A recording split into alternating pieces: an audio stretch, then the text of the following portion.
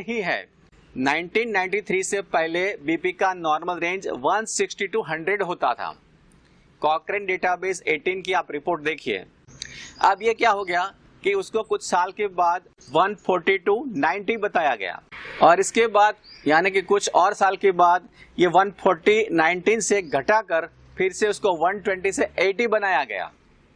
अब ये करने की वजह ये है कि लोगों को ज्यादा पेशेंट करा दिया जा सके। अब पहली बात ये समझना है कि ये जो बीपी की रेंज है वो कौन तय करता है। WHO में जो कमेटी बैठी है, जो लोग ये तय करते हैं कि बीपी का रेंज क्या होना चाहिए, जो लोग बीपी की रेंज तय करते हैं उसकी ही दवाइयां कंपनी है, ये दवाई कंपनी के मालिक हैं। तो उसका दिमाग ये चलता है कि दुनिया में दवाई की बिक्री बढ़नी चाहिए, दुनिया में दवाई का मार्केट बढ़ना चाहिए, ये उसकी सोच रहती है। तो उसमें ये इसको पहले ये बीपी पर ध्यान गया कि अगर हमें दवाई की बिक्री बढ़ानी है तो बीपी का जो नॉर्मल रेंज है 160 to 100 उसको घटा के 140 to 90 करना चाहिए। तो क्या होगा कि 140 से ऊपर के जो बीपी वाले लोग हैं उसको मरीज करार दे सकते हैं और उसको दवाई दे सकते हैं, तो उसके बीपी के पेशेंट बढ़ जाएंगे और दवाई की बिक्री बढ़ जाएगी। ये हुआ, लेकिन उसको भी इसमें सेटिस्फेक्शन नहीं हुआ, तो उसने बोला कि और कुछ करो अभी। तो और कुछ क्या करना है, रेंज उसकी और कम करो, 140 से 90 है उसको और कम करके 120 to 80 कर दो, तो बीपी के पेशेंट की तादाद बढ़ जाएगी। बहुत सारे लोग इस रेंज से बाहर चले जाएंगे और ये सारे बीपी के पेशेंट बनेंगे और उसको लाइफ टाइम दवाइयां दे सकते हैं। तो ये हो रहा है आज लोगों के साथ। ऑर्डिनरी लोगों को ये पता नहीं चलता है कि ये कितनी बड़ी साजिश हो रही है इसके साथ। आपको एक बात समझनी है कि आपका बीपी अगर 160 के आसपास है, यानी 160 से अंदर, आप बहुत ही स्वस्थ हैं, बहुत अपने आप को फिट मानिए। आपके अंदर बीपी का कोई भी प्रॉब्लम नहीं है। अगर आपका बीपी 150 या 60, 160 तक जाता है कोई प्रॉब्लम नहीं है। हाँ, लेकिन 160 से प्लस रेगुलर रहता है तो ये कुछ छोटी मोटी प्रॉब्लम हो सकती है। लेकिन प्रॉब्लम क्या है कि जब आप बीपी मपाने जाते हैं, डॉक्टर आपको यही बात बताएगा कि नॉर्मल रेंज है 120 to 80। आपका बीपी 130 भी आया तो भी डॉक्टर आपको अलर्ट करेगा, भाई आपका बीपी थोड़ा ज्यादा है, बॉर्डर लाइन से ज्यादा है। अगर आपका बीपी 150 आ गया तो आप रेड अलर्ट में बताएगा, डॉक्टर आपको बता, अरे भाई साहब बीपी आपका 150 है।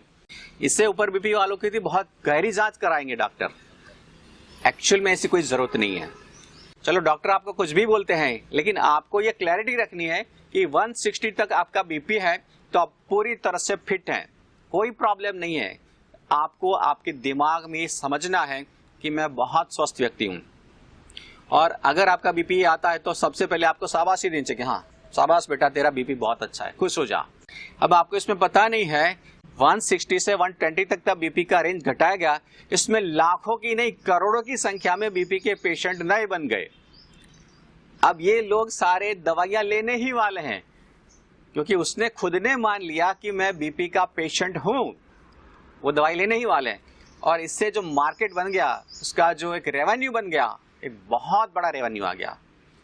तो ये सब चीजें होती हैं। अब ये रेंज के बारे में आपको पता चला तो क्लैरिटी हो गई कि इसमें कोई टेंशन वाली बात नहीं होनी चाहिए। ठीक है, दिमाग को प्रॉब्लम से फ्री रखिए।